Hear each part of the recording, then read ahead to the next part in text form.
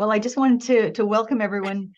We've had sort of two November HSPRI rounds. One was a collaborative rounds on Wednesday, so it's like a 2-for-1 week with public health sciences. But I wanted to start the day off by recognizing that those of us attending from the Kingston area are situated on the traditional Anishinaabe and Haudenosaunee territories. And as we move towards the start of December, which is hard to believe, I just want to give thanks for these lands that we're meeting together on today. And I didn't know this, but I wanted to look it up today. And the word known in our region, Cataraqui, is actually translated from French from the Algonquin term, Cataraqua, which means great meeting place. So I was thinking of these roots in our gathering today. I just also wanted to take the time over the next hour to thank everyone for reflecting on the health and wellness of our local Frontenac, Lennox, and Addington population, and also reflecting on their experiences of healthcare they receive. And I believe greatly that it's the work of researchers and our providers to ensure that we create opportunities and mechanisms to make sure the voices of all people are heard, so that we can support people to ensure that the systems that they receive care in are equitable and accessible, which we can't do without finding ways to listen. I'm pleased to introduce Dr. Morgan Slater, a research scientist at HSPRI and Adjunct Assistant Professor in the Department of Family Medicine. She's an epidemiologist by training and health systems researcher and Adjunct ICS Scientist who supports the FLA-OHT through many different embedded research and evaluation projects. So she's here presenting today on work that's been conducted with our OHT exploring patient-reported experience measures and patient-reported outcomes. Morgan, I hand the floor over to you. Awesome. Thanks, Catherine. And thanks everybody for your time. I'm going to share my screen, so bear with me while I do this awkward part of making sure it works and doing all that tech. Yes, good, wonderful. As Catherine said, I'm going to talk to you today about some of the work that myself and Catherine and others that work with our local Ontario Health team have been involved in. And so we're going to talk about how we think about collecting patient-reported data routinely in a way that supports the needs of both primary care, but also the Ontario Health team as well. Oh, and my slide deck, there we go. So Catherine did a lovely land acknowledgement, and so thank you for that, Catherine. As she said, we stand upon land that carries the footsteps of people with Indigenous ancestry, who have been here for thousands and thousands of years. I'm really consider myself grateful to live in such a wonderful place, especially in this time where it's slowly becoming winter, which is really hard to believe. I have a little toddler at home, so she's very excited that we had a little bit of snow the other day. I was less excited, but trying to kind of lean into it a bit more. But I really just want to acknowledge all of the learning that we have available to us from all of the past First Peoples that have been here. And we really have an opportunity to continue to learn from each other and improve those relationships and promote respect for the past, present, and future. So thank you again to everybody. So for those of you who don't know, in 2019, Ontario introduced what are called Ontario Health Teams. So it's a provincial model of integrated care. It's really focused on local populations. So it allows each Ontario Health Team to kind of set priorities based on the needs of their own local populations. And the idea is to establish a seamless and coordinated health system across the care continuum, which sounds like a great idea, but is a little bit more complicated, isn't it? Ontario Health Teams are grounded in the quadruple aim, and so they are also then responsible for measuring and improving patient experience. So a little bit about our OHT. So we are part of the Frontenac, Lennox, and Addington Ontario Health Team, or the FLA-OHT. It's a mid-sized OHT. There's about 220,000 individuals who live within the geographical boundary of the OHT, which kind of, you can see on the slide, includes Kingston, Napanee, Gananoque, and this kind of surrounding communities of Leeds and the Thousand Islands. The region tends to have a bit of an older population. And I mean, this is not new to anybody on this call, I would imagine, but access to primary care is an extremely critical issue across the province, but particularly here in Kingston. So over 20,000 people have no access to a primary care physician right now, and that number is likely going to grow. The FLA-OHT includes over 300 healthcare providers, 3 hospitals, and a primary care network that represents all of the primary care providers in the region. And that's actually really kind of an amazing feature of our OHT that doesn't exist in other OHTs. So we have huge buy-in from our primary care partners here, which is fantastic. So over the past few years, the FLA-OHT developed their 5-year plan. And so they identified 5 key points that they really wanted to focus on. So they are really determined and engaged in improving health equity by looking at the social determinants of health of the population.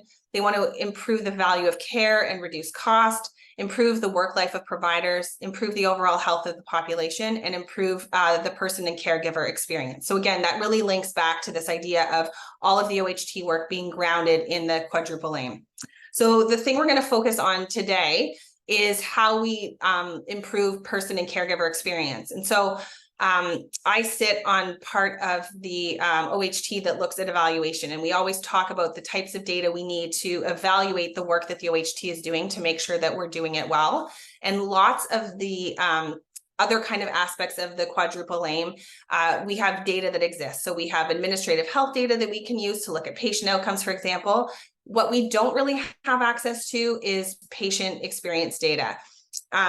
So the reality of capturing patient experience data is that routinely collecting it and reporting it has not been fully realized. It tends to happen in kinds of drips and drabs across the different care sectors. Some people do it quite well for a specific care patient population, but when we think about it as across the OHT, it's not being done, and it's not being done provincially either. And so there's really a significant system-wide gap, and that's something that we wanted to look into to see how we might improve that. So we had funding from Ontario Health to do a 1-year project. It was a pilot study to implement routine and real-time collection of patient experience survey data in the FLA-OHT, and the focus was on within our primary care partners. And the goal of this entire project was really to understand process. What can we do to make it work? What does and doesn't work, so we can think about how we might scale it up. So the goal was never for it to be a project to identify the most perfect patient experience measure. And we can talk a little bit more about that throughout the presentation. But the goal was really to understand the process of it. How can we do this and how can we do it well? So when we think about what to measure, there are many different patient measures that exist. So there are many different patient experience measures, or for short, we call those PREMs, and there are also many patient outcome measures, and we call those PROMs. Some of them are very sector specific, and some of them are very disease specific. So if we think about just within primary care, for those of you working in the primary care realm, you will recognize the Healthcare Quality, the Health Quality Ontario Primary Care Patient Experience Survey. It's been around for a while. This version, I think, is 2015. HQO is now part of Ontario Health, but they developed a primary care patient experience survey that was really developed for primary care practices to implement in their quality improvement plans that they are required to do by the ministry each year. There's a new measure that's called the person-centered primary care measure. It's a measure that is meant to assess primary care aspects that are rarely captured, yet thought to be very important. So things like equity, comprehensiveness, integration, coordination, relationships with providers. And then last but not least, when we think about Ontario health teams, the Health System Performance Network, or HSPN, developed a patient experience survey that was meant directly for use in Ontario health teams. So it includes questions on health system coordination, questions on recent hospitalizations, et cetera. So it's meant to capture the experience throughout the entire health system as a whole versus specific experiences with a recent visit. So when we think about how we might do this in a coordinated system, we need actionable data for all of the partners involved, and we need to balance those needs because the needs of primary care are going to be a little bit different than the needs of the OHT. So primary care clinics are going to want to understand the patient experience so that they can do some program planning for the patients that they care for, and so that they can do some quality improvement to make things better. The OHT is really going to be interested in looking at patient experience data from a population health planning lens. And so those two ideas might require different questions. The other thing that we need to consider is burden. So if we think about the OHT patient experience survey that was developed by HSPN that I recently mentioned, it has 56 questions. That's a pretty high burden to ask a patient to sit and do, particularly when we think we would need to add more questions to capture issues that are specific to primary care and would be actionable at the clinic level. So we really need to think about that burden. If each sector captures its own experience data, and then the OHT also wants to capture its own experience data, we are repeatedly asking people to complete these surveys versus really starting to think about how we can reduce the burden on the population and maybe think about having one survey or a version of surveys that could be asked at specific times that could be kind of rolled up together in a coordinated way. So again, I want to go back to this HSPN survey because our original intention was to use this. Remember I said we really were focused on process. So we didn't want to develop a new survey. We wanted to just use a survey and understand how we could implement it. But in discussion with clinics, when we were looking for people who wanted to participate in this pilot, there was not enough clinic-specific questions. They were really concerned about having questions that were actionable or within the scope of primary care. So being asked about their recent hospitalization experience for primary care didn't give them any data that they could actually do anything about. So what we did is we co-designed the survey with participating clinics, and we really built a survey that was based on questions from the HQO primary care patient experience survey and the HSPN survey, and added a couple of questions that were very clinic driven for a specific quality improvement need that they had. But in general, we had three aspects to the survey. We wanted to ask people about their experience with their most recent encounter. So that would be the patient reported experience measure. We asked about coordination of care, the communication between them and their provider, how long it took from booking that appointment to actually getting that visit, and whether their health concerns were addressed. And then we asked them for an overall rating of the experience. We also included a quality of life or an outcome measure, a PROM. And so we use the EQ5D. It's a health-related quality of life scale. It includes the questions on mobility, self-care, their usual activities, any pain or discomfort, and anxiety or depression that they may be experiencing.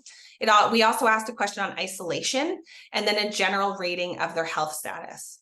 And then we also made sure to include questions on demographics. So questions on age, gender, sexual orientation, ethnicity, and a question about whether or not people were having difficulty paying bills at the end of the month. Including these demographic questions from an equity perspective is extremely important. I mentioned earlier that we have other data that exists when we think about measuring outcomes or health outcomes of how kind of our Ontario health team is doing, but those data are limited in the socio-demographic data that they have. So we can get age and sex from that data, but really we're limited in any other ways. And so this really allows us to start drilling down to ensure that we can look at things from an equity lens.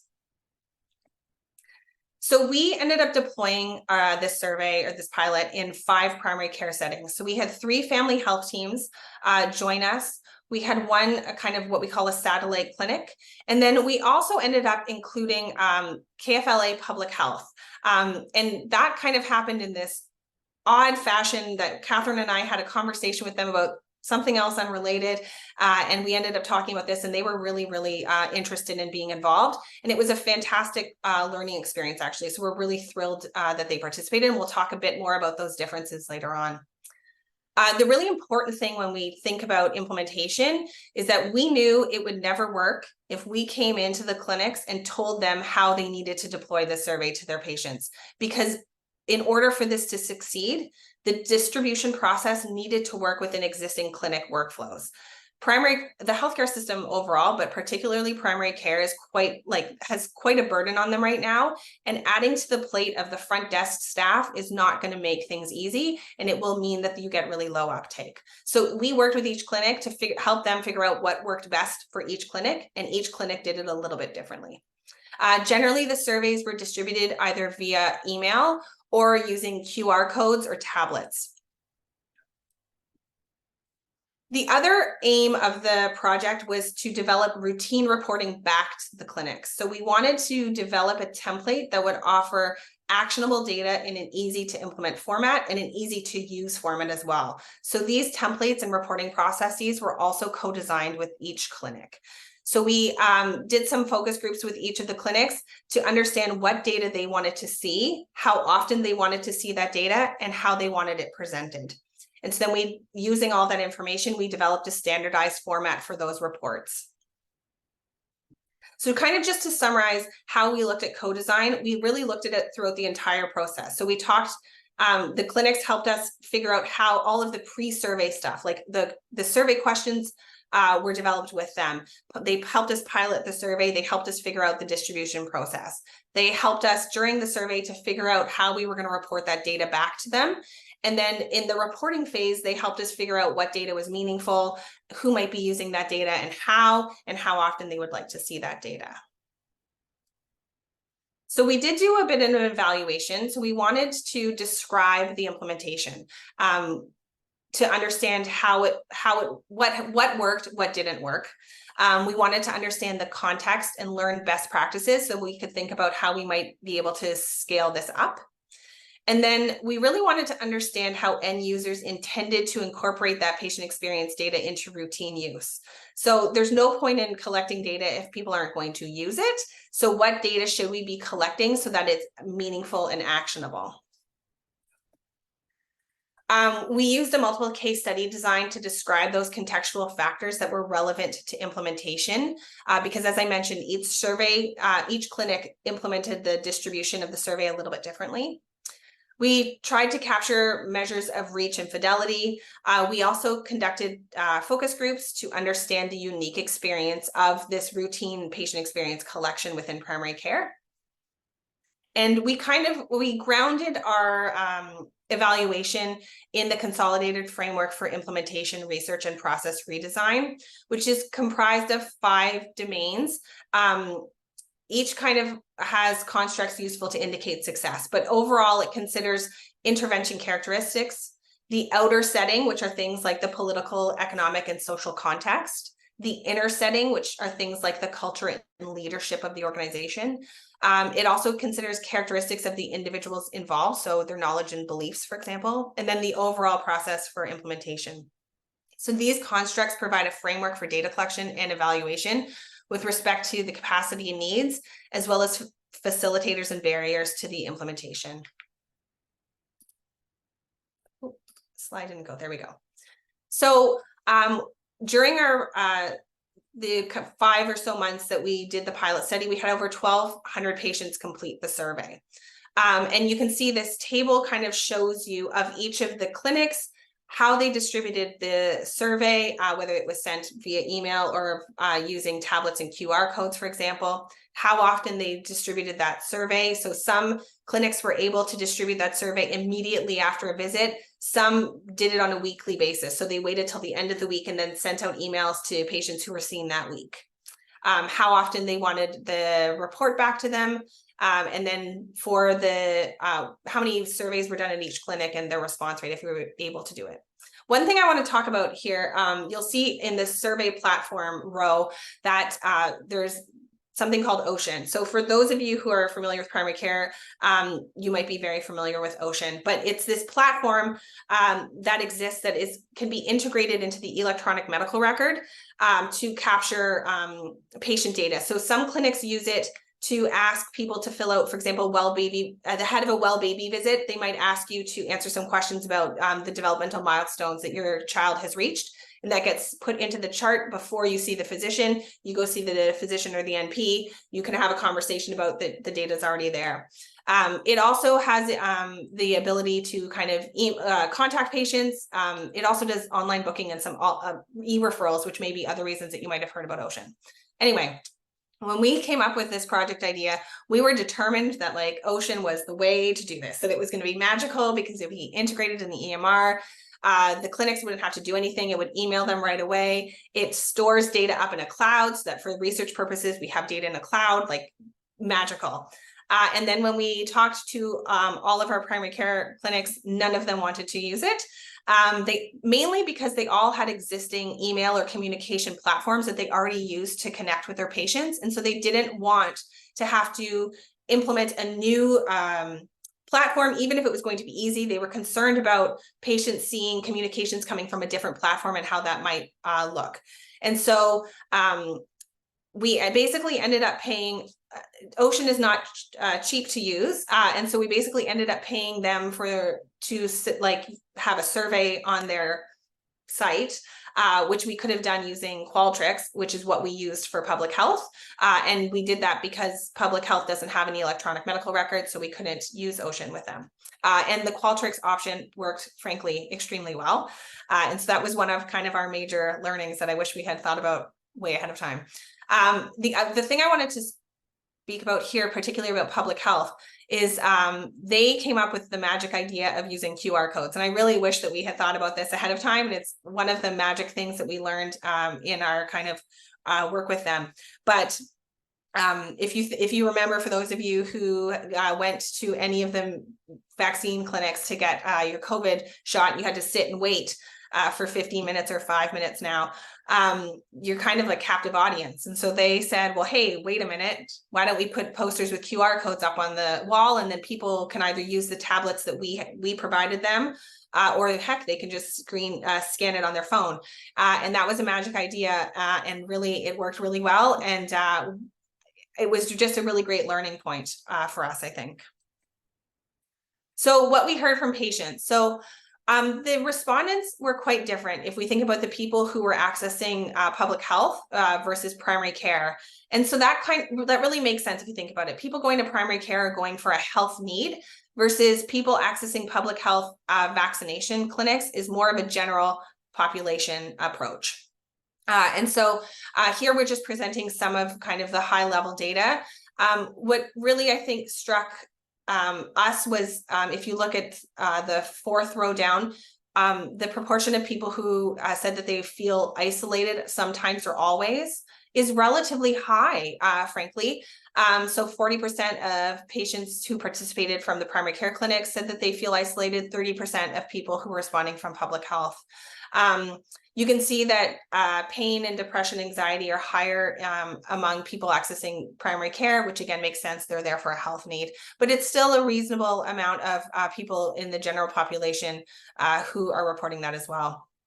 And again, so this kind of links about how it's really important to capture the experience of the population of our OHT versus just those accessing care. So if the OHT is responsible for everybody who lives in our geographic area. And so if we are always just focusing on asking people who are at the hospital or going to see their family physician, we're missing a large proportion of the population, frankly. And so it's really important to think about how we might get information about their well-being so that we're planning for their upcoming needs. We also conducted focus groups with the clinics and providers because we really wanted to understand how the process went for them. It took a while for us to get buy-in from clinics. Clinics at first were like, yes, absolutely. But then when we started to talk through the details, a lot of concerns came up. And these focus groups, I think, were really helpful for us to really understand the concerns ahead of time and then what actually happened.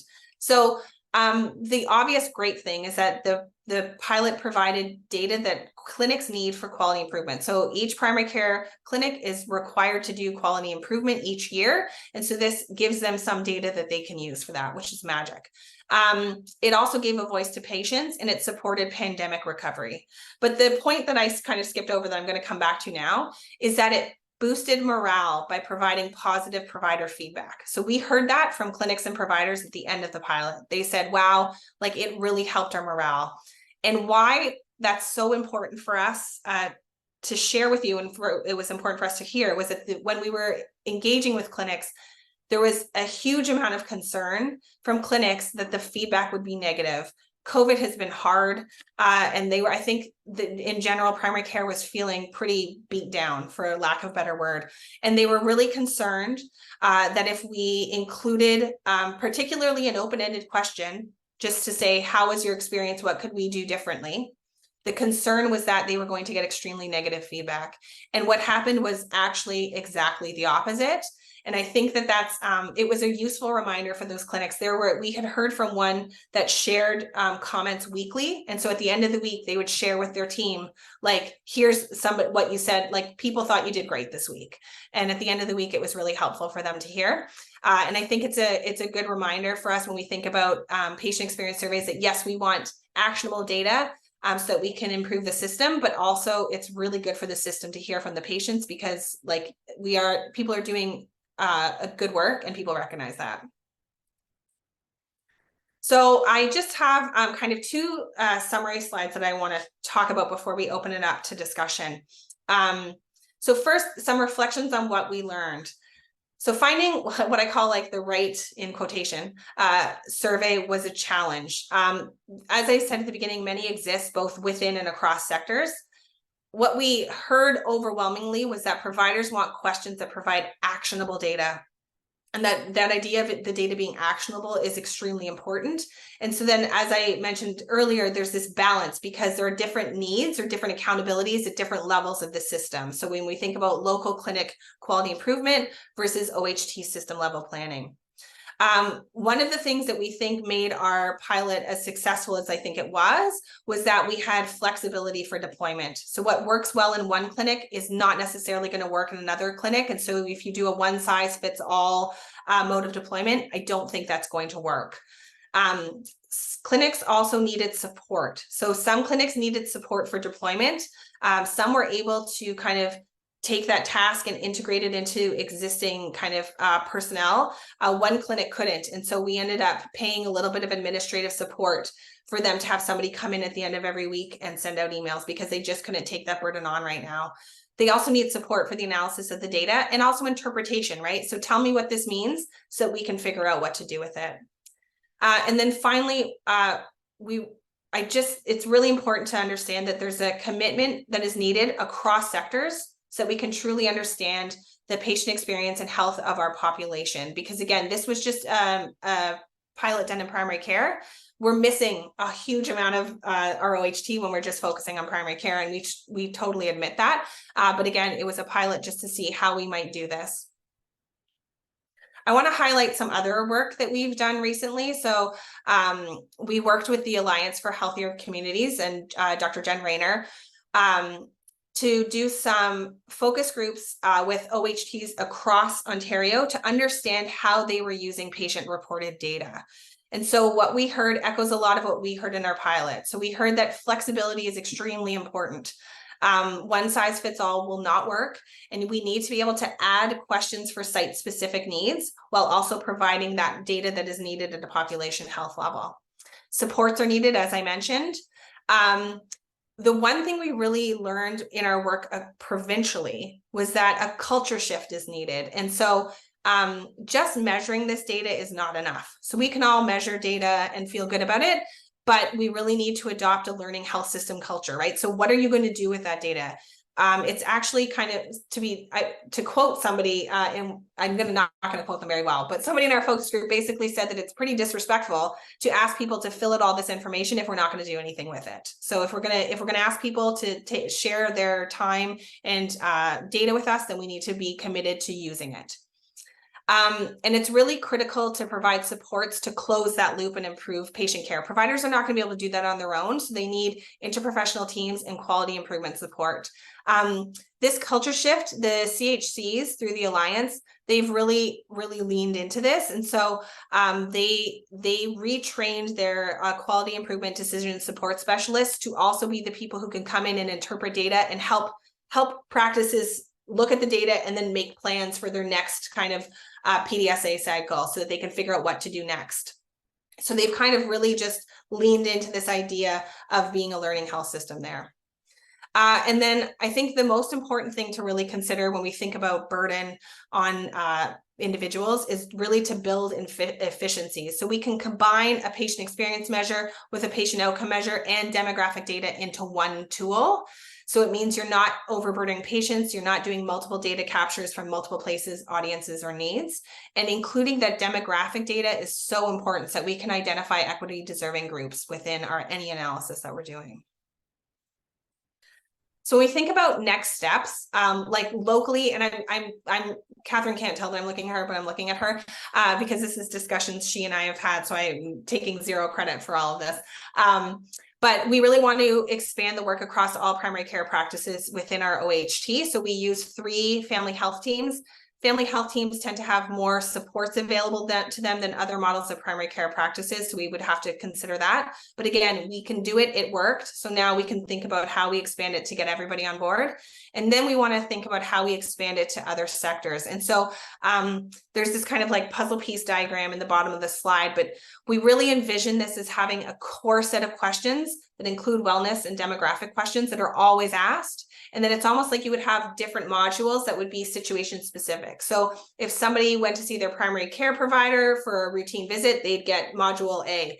If you were just discharged from the hospital, you do module B. If you were being seen by your home care provider, you would get module C. And so that way we would be able to piece together all of this data to understand the needs of our entire OHT.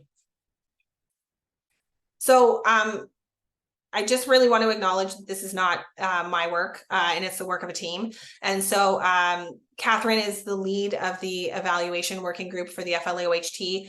Kim Morrison is the executive director. And without the 2 of them, this wouldn't have gone anywhere. And then I also want to acknowledge all of the members of our Quest evaluation working group. Adana Baraki is one of Catherine's PhD students who meticulously puts together all of this reporting back weekly sometimes for all of these clinics. So he was phenomenal. Connor Kemp was amazing to help us really figure out how we might think through this data.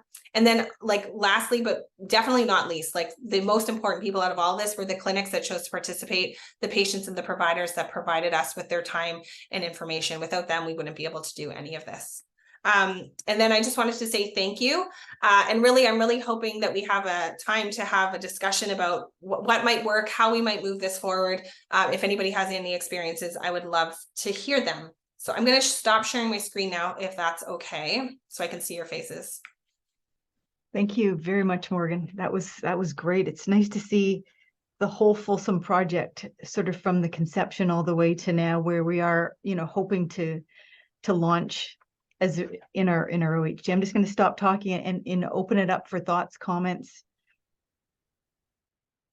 and really see this as an opportunity sort of as people in our FLA-OHT to get input in terms of thinking about from an evaluation perspective, your thoughts on this too. I'm looking at Duncan. We went out for lunch not long ago and we were thinking, what is really the goal of the FLA-OHT? And the goal of the FLA-OHT is to improve the health and well-being of our population. So, at the core foundation, we have to figure out how we can collect that information.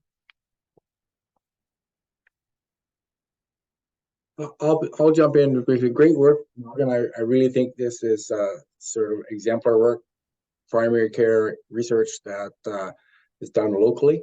I get the sense that the local OHT is supporting the expansion of this. Any signal from like on a provincial basis whether you have more support than just locally for this approach? I can only speak to what I know. So this is not an official word from kind of Ontario Health. They are conducting, so Ontario Health is very focused on collecting and capturing patient experience across OHTs. The last I heard that they were trying to do a pilot of a survey they have developed and look at doing online data collection. So they were getting a platform built. So because part of it is that Ontario Health itself wants to also use that data. And so it would need to be like a platform that could capture it and then have it stored. I don't know where that stands. I haven't heard anything from them. Like Catherine and Mike, I don't know if you or anybody else on the call has any other information, but in general, like, yes, but I think they're a while away from getting it realized. Mm-hmm. Mm-hmm. Yeah, there is a working group now too. There's 12 Ontario Health teams that are called Accelerated, and there's an evaluation group being led by the Ontario Health right now And experience is one of the core, obviously, aims that they're going to be looking at, and health and well-being. But again, how that's going to happen and what measure, that's no one's talking about that yet there. And I think just to, sorry, Catherine, to add to that, I think everybody always talks about how important it is to do it, but the actual how you do it is kind of where everybody kind of gets left hanging. And so I think even when we think about primary care clinics, the expectation is that they capture primary patient experience data to help with their quality improvement plan, and they get given a tool that they can use, but then there's no like, and how do we actually do this like in reality? And so that's, Catherine and I have talked about this a lot, that like, it doesn't go, there's a lot of surveys out there, but nobody ever tells you how to do it. It's just the expectation is you somehow do it. Thanks, Morgan. I'm just Duncan, Mike, Trisha, and then Laura. Duncan. Well, thanks, Morgan. Very interesting indeed. I have a few questions. So, what were you had three teams of primary care folk involved. Did you not have any solo primary care practitioners? And if not, why were you turned down by them and other teams? In other words, how representative are the three that from which you did get info? Because the public health is not really representative of anybody but public health. Yeah, it's a really good question, Duncan. Thank you. So we focused on family health teams for a couple of reasons. They cover a lot of the patient population here in Kingston. So if we could get family health teams on board, we knew we would see more of the people who have access to primary care. They also have support, so we knew that they would probably be more likely to participate. So we weren't necessarily turned down by other people. We didn't specifically reach out to solo practitioners at this point in the pilot. But we knew that it was a limitation. We spoke to the Primary Care Council and they were really supportive. But it is a limitation that it really, how this would get implemented in a primary care model that doesn't have the supports that family health teams are is a kind of an open-ended question that I don't know the answer to.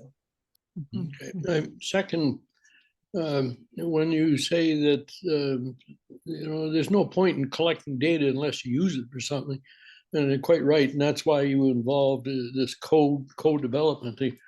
What was the principal reason or the principal action that was taken when the limited feedback got back to those folks? I mean, 56 questions would drive me bananas, and I would think most patients would be similarly inclined. But if I thought it was going to really do some good, I'd fill it out. And so what happened? That's also a good question. I think that, I mean, Catherine, you can chime in here.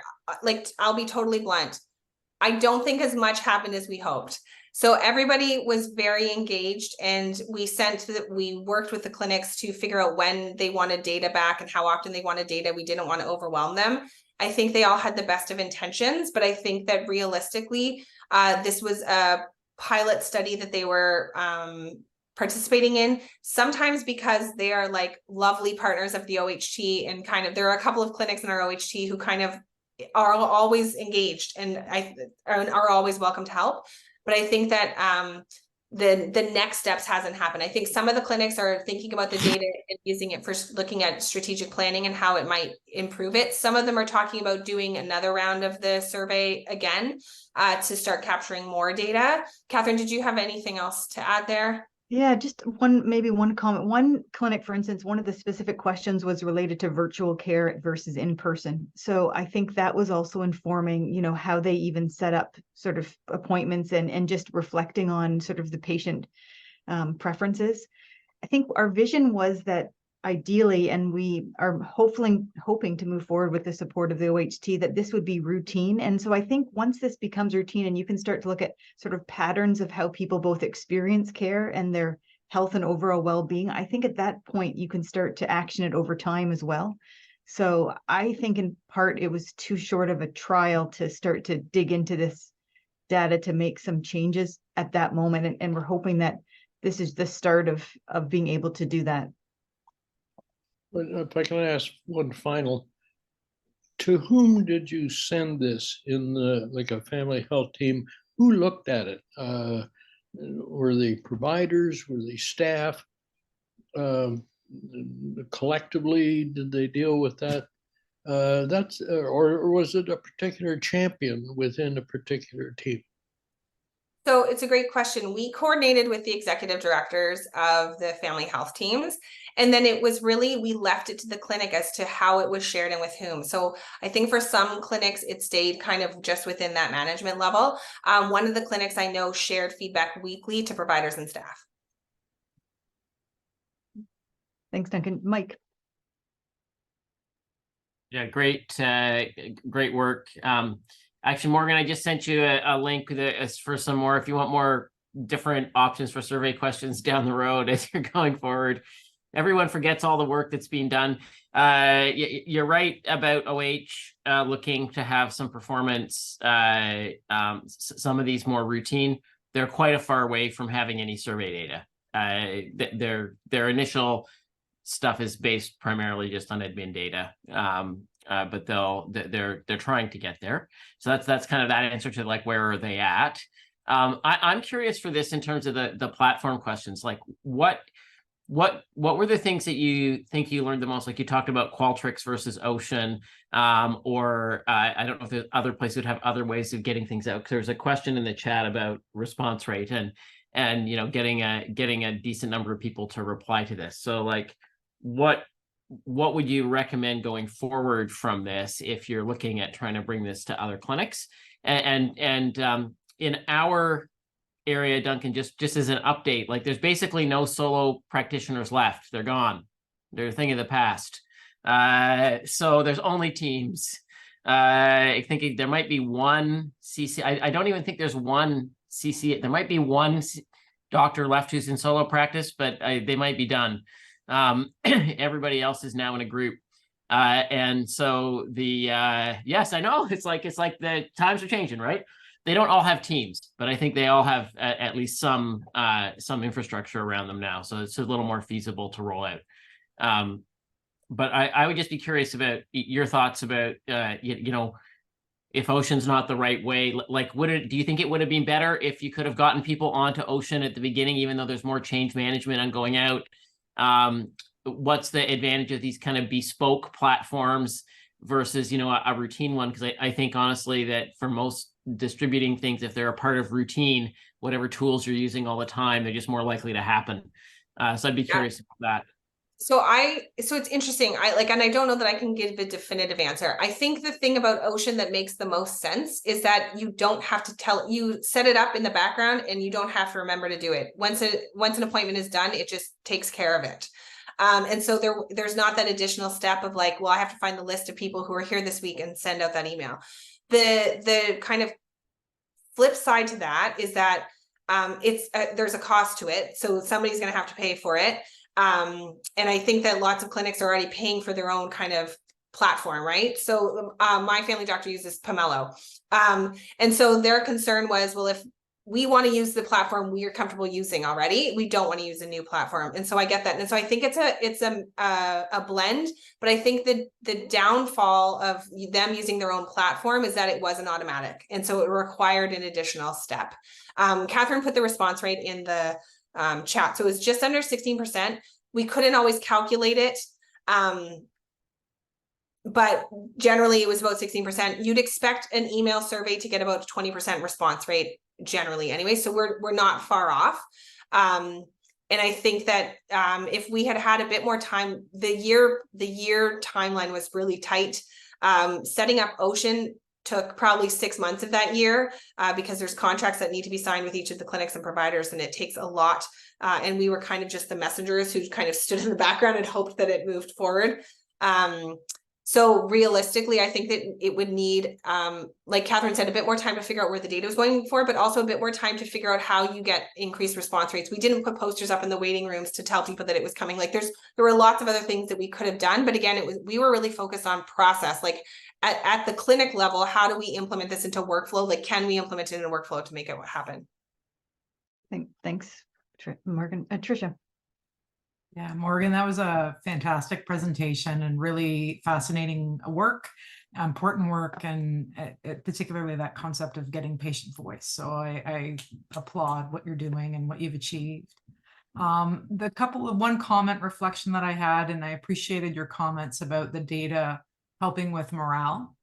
You know, the idea that there are relational aspects of our care, even as healthcare providers and professionals. Again, we always think of it, you know, care is going out, but the idea that feedback from patients and their experiences of family members can be a source that helps sustain practitioners in their practice. And I just really appreciated your comments on that. I too, as somebody who does evaluation work within our curricular programs, I really wanted your response rate. I was hoping that could be a little bit higher for you and can understand the frustrations of that. I wondered if you could comment on representativeness of your data. Like, you did do some demographic stuff, and I'm just wondering, of the cohort of people who responded, how representative of the whole were they? The second question I had then was completion rate. So there's the response, which is I actually went to the survey and tried to answer questions. And then there's also the fact of when they did do that, did they actually answer all 56, or were there questions that tended to get skipped? And then kind of the last question I had was understanding the deployment in terms of, like, if I came to the doctor more than once a month, would have I gotten more than one survey in a month? Or was there a response window where I might have gotten one survey, but they might have skipped me? I just kind of wondered how some of that was handled in deployment. Yeah. 3 questions I'm going to try and remember. The deployment question I'll go with first because it was the last one. Sorry, it's on the top of my head.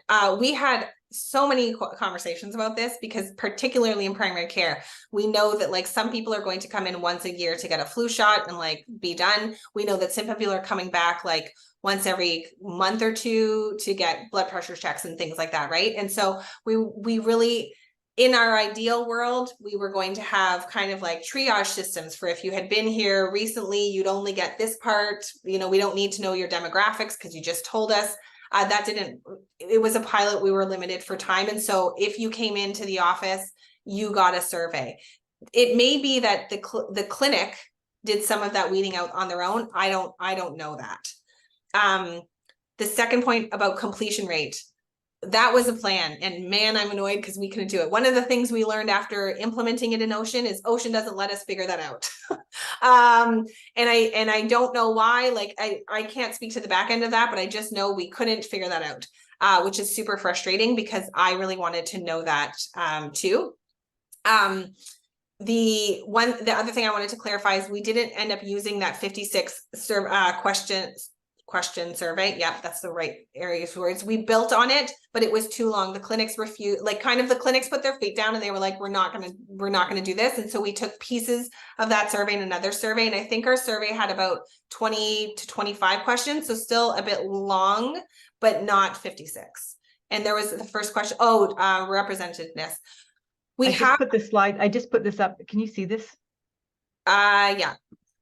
So we did some demographic data. We don't know the comparison. What we haven't looked at is the comparison of the age demographics versus each clinic's like population and what that looks like. But it's a really good idea. So thank you for that, because now I'm going to go back and see if we can figure it out.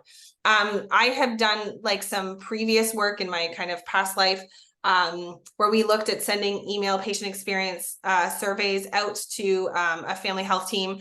And overall, they were relatively representative, the people, like compared to doing it in a waiting room. So just looking at those two modalities and then the overall kind of patient population, and they were relatively representative.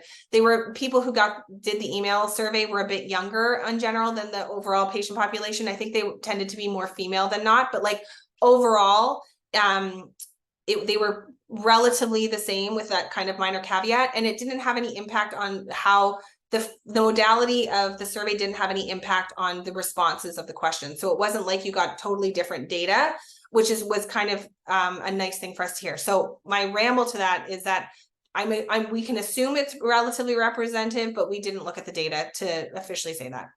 But we did from an age, like we weren't sure because it was electronic, people weren't sure how accessible it was for across ages. But again, you could see that graph, we had great representation from all age groups, almost like a normative curve there. Thanks, Tricia. Laura. Hi, Morgan. Thank you for your presentation. My name is Laura Poswan. I'm the Manager for Quality and Safety at University Health Network and a third-year PhD student in the Health Quality Program at Queen's, and I'm interested in patient engagement and patient safety. I really did appreciate your methods and how you got there. I was curious about the questions that you included in the survey and whether or not you considered including, like I understand PROMs are usually about patient-reported outcomes relating to their own health. Did you consider asking questions about outcomes of the quality of care, whether that be avoidable harm or the reliability of care, etc.? So we didn't, to be totally frank. We were really, again, we got kind of unintentionally sucked into making a survey that we hadn't planned to make because we were really focused on process. And so the original plan was like, here's a 56 page here's a 56 question survey that is recommended for use in OHTs. And then we kind of modified that to make it work for the clinics. But I agree that if we think about next steps, part of that is looking at what the care was, what the patient felt about it, and if there was any kind of that avoidable harm or all. Sorry, I'm not using, my brain has stopped. It's decided I've talked too much and I need to end. But it's a really great point that I think if we think about the next steps and really developing a final survey that we feel confident in using across kind of sectors, we need to start thinking about that as well. So I appreciate the comment. Thank you. It's actually interesting because I just met with one of the other OHTs and they were going through sort of their final outcome, and they actually have their patient experience, their patient outcome measure is what we called our patient experience measure. So they were thinking their outcome, their reported measure was actually what you're suggesting was the experience of sort of well care, and that we didn't frame it like that ourselves. We considered it like health and well-being. But thank you very much, Laura, for the question. Really nice to see you here. Kurseri, and I apologize if I said your name wrong. It's okay. It's Kesseri Skane. Thanks. Thanks, Morgan, for the presentation. Great. I know you're wanting to end this because you're tired of questions, but I'm curious. I'm from University Health Network as well, and I'm a manager in our patient experience portfolio there. So this is really close to my heart, the work that you're doing, and we're on the same journey. I'm curious and appreciate some of the principles that you've encompassed in the process because it's such an important element, especially the burden aspect of how many surveys patients get. So one thing to be thinking about as well is this is primary care. We're also sending surveys from the hospital sector as well. And so, that system view is always an important element as well. But my question, it sounds like the survey has PREMs as well as out-PROMs together. And how did you manage the anonymity principle around experience measures, not necessarily tied to a specific patient, for the psychological safety of care and being able to express exactly their experience in terms of that? How is that managed, and whether it was or not? And were the PROM questions directly related to the patient with respect to being able to make changes in their care plan? So I'm hoping I understood your question appropriately, so chime in if I didn't. The survey was completely anonymous, so we don't know which patient filled it out. There was some, the initial intent was that some of the PROM data would actually go into the EMR. When we had thought about Ocean and thought about the magicalness of it, what it could do is keep some of the data separate, but also put kind of the PROM data into the EMR. And then the question came up about, well, how do we make it actionable and who's responsible? And I think, for better or worse, there was some concern about that. Like if I have a patient who says that I'm depressed, Like, do I need to act on it and when? And so what we did was because of the other concerns about using Ocean, we just said it won't go into the EMR. It'll stay completely separate and totally anonymous. The Alliance for Healthier Communities, in their work with the community health centers, they actually have all of their PROM measures go directly into the EMR, and the clinicians there are totally on board with it. So I think that some of it is a culture shift that that's just what they do. And maybe it will be what everybody ends up doing. And because I can see it from both sides, but if you have we had a huge proportion of people saying that they're feeling extremely isolated. And so well, who's doing something about that? Right. And I don't know, but we probably should be, because it's a lot of people. And so we haven't really thought about that next loop. And I think that that's one of the really important points, is if we're going to collect data, who's going to do something about it, and who's responsible for doing something about it, which is not a simple answer really at all.